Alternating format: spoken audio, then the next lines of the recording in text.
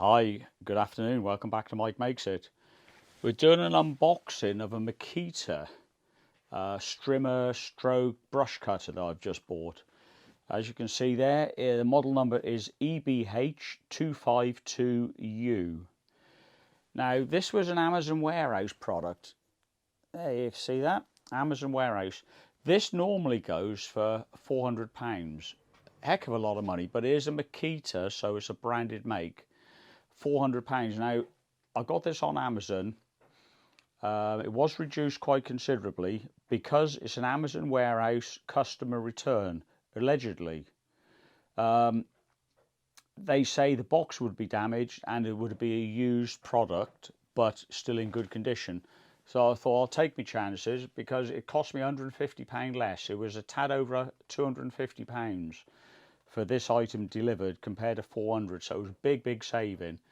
The main reason I've got this is it's replacing the Homelite brush cutter I had. You may have seen an earlier video where I was looking at the engine. Basically, the engine has destroyed itself. That's the second engine in the device, so I wasn't going to spend any more money on it. So I've gone for a branded make with a 12-month warranty with £150 off the price tag. So basically, I think that's quite a good deal. But we'll open the box and have a look what we got in it. I'll just show you the condition of the unit. Hopefully it's as good as I think it is. Oh, that's the box open. And we just want to have a look. Remember, Amazon have told me it's a customer return, good condition, but a used product. Hence the £150 plus saving I got on it. Just a quick look over the actual pieces and bits and bobs we've got in there. Must be a book of words and bag of bits. I don't know if that's coming across on camera, but I'm looking basically, see there's a load of grass marks on it or signs of usage. But I've got to say that's been used. That fell on the floor. I've got to be honest, it doesn't look as if it's ever been used. Absolutely nothing in the fuel tank. That's never even been fueled. So nobody's ever tried starting it. So I'm guessing, although Amazon said it's a customer return, I suspect it's like being knocked about in the warehouse a bit. It could be end of line. So have a look in here, and they're just getting rid of this particular model. Just tip the bits and bobs out here. See, that's oil. It's a 4-stroke engine on here, so it's going to be quieter than the old Homelite I had, which was only a 2-stroke. Literally, it's engine oil. You don't burn this, you don't mix it with the fuel.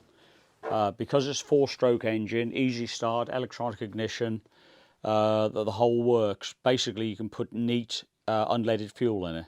You don't have to mess about mixing oil with fuel like I had to do with a 2-stroke. But yeah, this is brand new. I'm really pleased. Book of words there, so we can have a little read through so we know what we've got to do with it. Everything's still in the bag. So look at all the bits and bobs you get with it. It's a line cutter as well, so it will double up, but largely in the garden. We got thicker stuff than this would cope with. We got a lot of brambles and undergrowth, which we trim back every couple of times, well, twice a year basically. That's why I needed a brush cutter rather than just a line strimmer. So I'll call it a blade, but typically they're not that sharp. They've got a bit of an edge on it, but it's not razor sharp or anything. Just the actual momentum of that rotating, that it's the bushes, the bracken, etc., that actually cuts it. So I think what I'll do, I'll get that put together, get it up in the garden. They claim it's real easy to start, so we'll see what it goes like and give you a little bit of demo in the garden. I'm just going to be fitting the brush cutting blade to the Makita, which is currently upside down. It's got no oil or fuel in there, so I'm more than happy with it being upside down for a minute. I'll put the handlebars on there, as you can see. You've got little control levers, you've got a lock-in lever, you've got the accelerator, and round the other side there's a stop-start switch. So simply when you finish your job, flick off the switch, the engine will die on you. Dead easy. I won't show you how to put this together. You know, you don't need a manual hardly. It's pretty straightforward, self-explanatory. If you do loosen the black knob off here, you can alter the angle of the handlebars in relationship to the main shaft. But currently I've got it about 90 degrees. When it's round the right way and I've got the strap around my shoulder, we'll see if we need to adjust it. But the main thing, or the purpose of this, is I'm just going to put the blade on there, and I'm going to show you how I believe the blade should go on, following Makita's instructions. So that's what we're going to do now. This is how the head assembly comes from Makita, is new. So I just need to remove what they call a cup and washer and the nut. It's a left-handed thread, so you turn it clockwise to undo. Take the cup and washer off. There's an inbuilt washer there. That comes away with the cup. There's a locking washer. And this plate is called the receiving washer.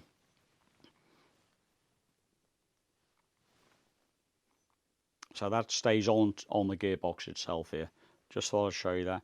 You've got a raised section in the middle. That's where the blade goes over to stop the blade wobbling about, and you can get the balance perfectly right. You can't go wrong with the blade, basically. Now this blade that I'm going to use is two-ended blade. You can get multiple hard cutting blades like this, so it could matter which way round you put it. In this case, I don't believe it does matter, because we've got a cutting edge on both edges of the blade on either end, so effectively it doesn't really matter which way I fit that.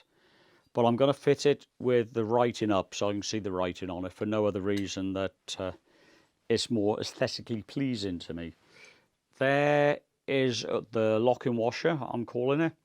Got a dome section in the top. That needs to go away from the blade.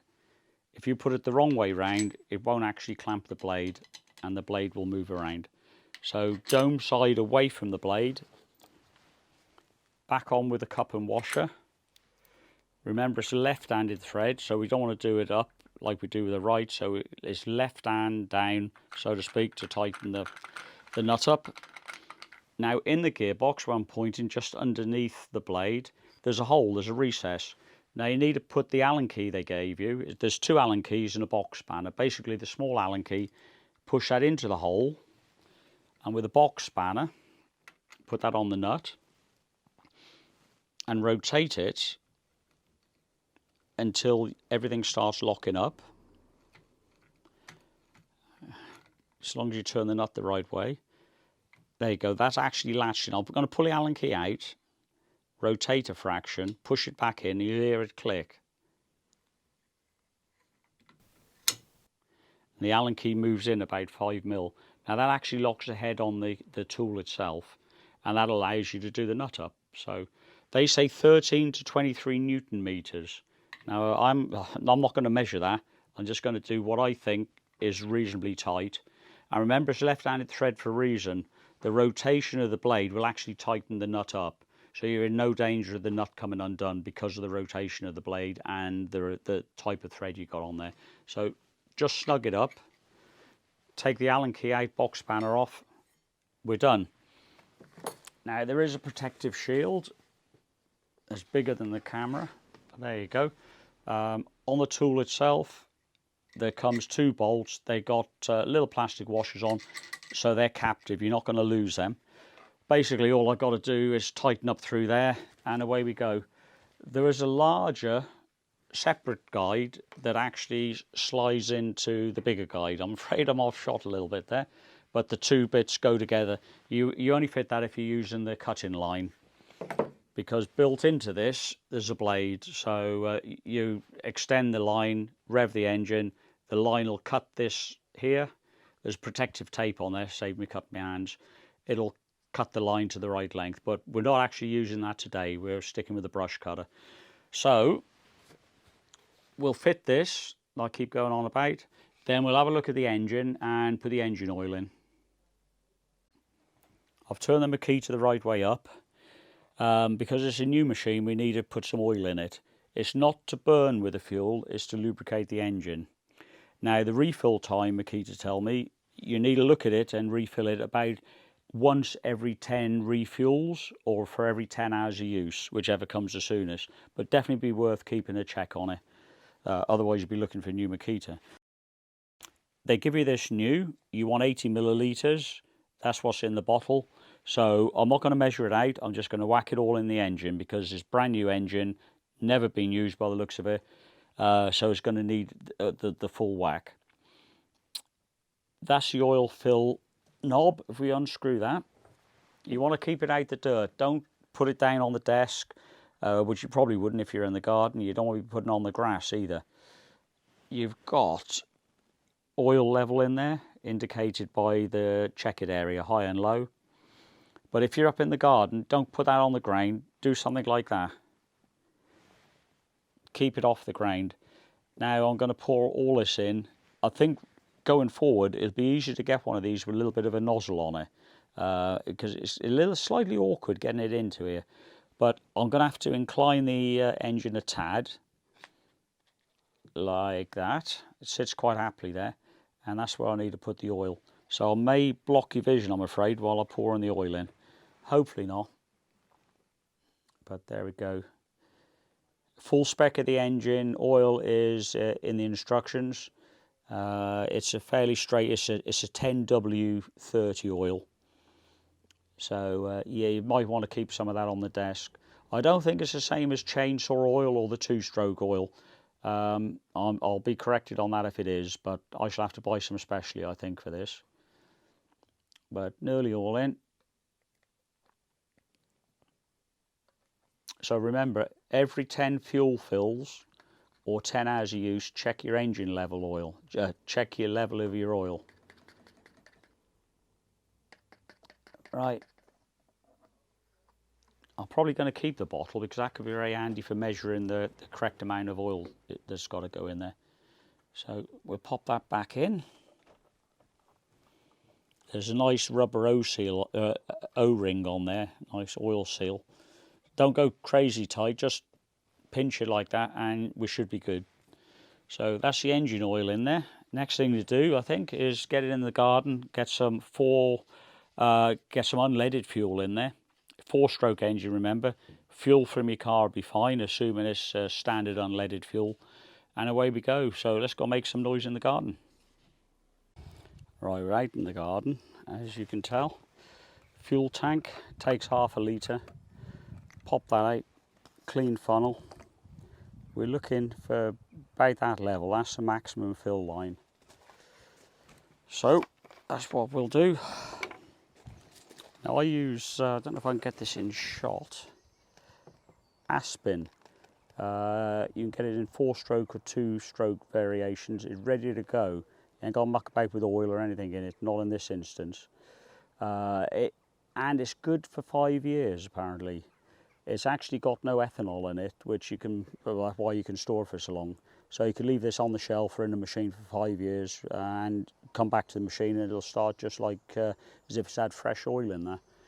Sorry, fresh fuel. And I can vouch for that because that's what I've done. You might leave a tool for a couple of years, come back and start using it, and it fires up straight away.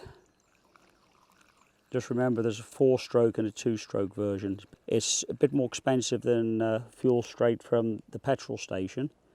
However, you've got that storage length of time, which is so much better. I haven't filled that right up. I'm only up to the line here, or up to where my finger is. So that's not a full tank. But there we go. Just sort of grip that, not silly tight. If it leaks, I'll do it a tad tighter. Now under here, there's a fueling bulb. You need to press that about 7 to 10 times until you can see the fuel is actually in the rubber bowl. That primes the engine, primes the carburettor. Where my finger is there, that's a choke lever. We'll go round in more detail in a moment, but that's in the normal hot running position. Now we need to move that to the top, like so. Just slid that up, and that should be pretty much ready to go. You need to put it in that position if the engine's left cold or you're running from you know, first thing in the morning effectively. If you stop the engine for 5 minutes, put it back on again, you probably wouldn't have to worry about the choke lever. Makita tell me you need to pull this gently until you feel some compression, then you're ready to go and fire the machine up. Now, let me move you up to the handle end and you see what you need to do up there. Right, this is where it all happens. If you're right-handed, it's great. Left-handed, like I am, we'll have to get used to it. But anyhow, it's meant for the right-handed people. Basically on and off. So it's in the off position there. If you want to start the engine, flicking round to the on. This is the accelerator, if you want to call it that. Locked at the minute, so you need to bring the back of your hand up onto this lever, press that in, then that'll pull in. You need about 3,000 revs idle speed, so we'll see what it's running at. We may need to adjust that. It's all in the book if we do need to. So yeah, that's ready to go. We'll go back to the carb, we'll prime the bulb up about 7 to 10 times and see if it'll actually start on us first time. You prime the bulb until you can see the fuel. So I can actually feel that now. Fuel is harder to compress. So if we have a little look, yeah, there's fuel in there, that's right. Choke is in the correct position. We'll pull this slowly till we can feel some compression.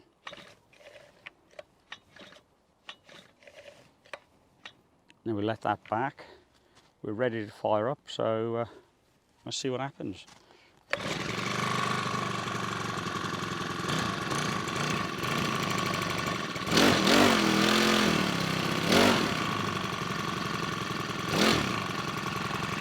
You need to progressively take the choke back as it warms up.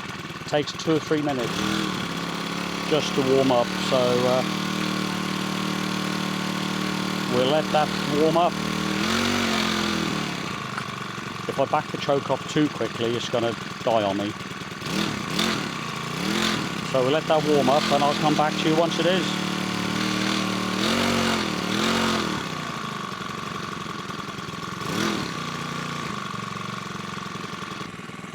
Well, you hardly have to go away. That's ready to go. So I'll fire it up in the garden and see how well it cuts. Certainly a lot quieter than the Homelite. Get a bit of a tap in with the boards here, so ignore that. Let's see if the off works. It does. Well, that kind of surprised me. First pull started straight at the box. Very happy. So yeah, we get up the garden, see what we can do, a bit of brush cutting. All right, here we go. You get a full, I'll call it body kit, full harness to go around the whole body, which should support most of the weight. Forgive me if the sound breaks up a little bit on my journey into the depths of the woods, but it's this big stuff up here I want to be cutting. So let's get up here and go.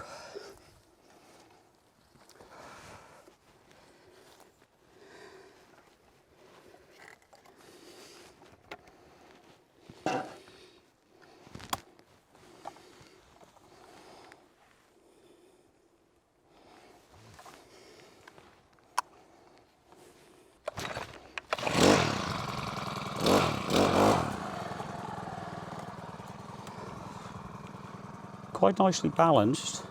Never had one with handlebars on it.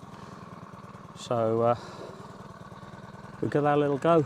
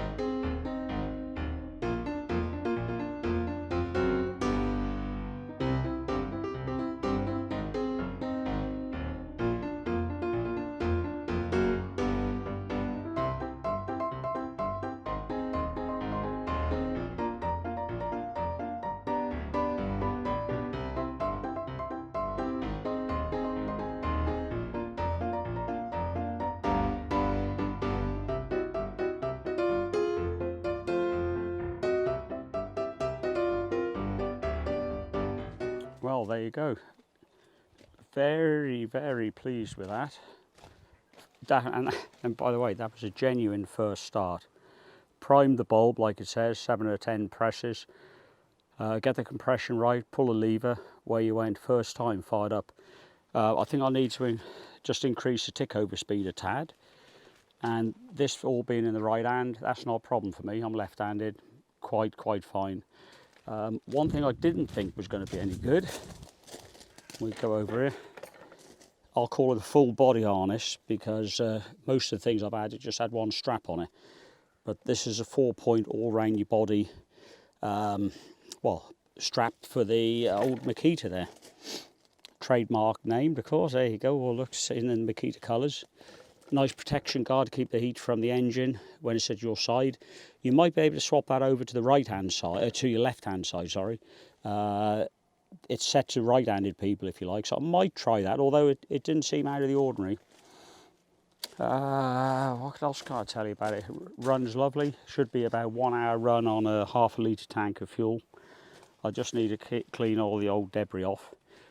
This seems to cut anything as thin as you like up to a small sapling, probably 10-12 mil across without struggling. Whilst I've not got it for that, we do have some of those going on up the top there, up in the top garden, as you can see. And it's made short work of them, just chop straight through. As you probably noticed from looking up my garden there, we're on a horrible slope. So this would run a lot better, or is easier to handle if you're on the flat. But it does work equally as well on quite a slope. And trust me, we got about 30 steps going up to the garden. We're on a right old slope there. And yeah, it makes short work of everything. Let me just push that forward a tad. I want to show you the choke I was on about. Round the back here, just pull him right up the top when it's cold. First time you use it in the day, or if you've left it, had a cup of tea, come back, you might have to bring it back to that position. But typical running all the way down. But yeah, what can I say, unleaded straight the car, or that Aspen fuel. I'll put all the links in the description for you. If I have any issues, or I get a problem when I fit the string cutter at the front, I'll come back with a very quick follow-up video. But swapping this out and fitting the string attachment is no biggie. It's going to be just as straightforward. Probably 2 minutes you'll have it done. So anyhow, I hope you found that useful. That's the Makita EBH252U. It's got a hefty price tag of £400. However, Amazon warehouse came through and I got best part of 150 off it, and it's well worth it. And that was a brand new machine, regardless of what they said, used, returned by customer. That's not been used, not in this case. Anyway, thumbs up would be great. Always appreciate that. And of course, thanks for watching.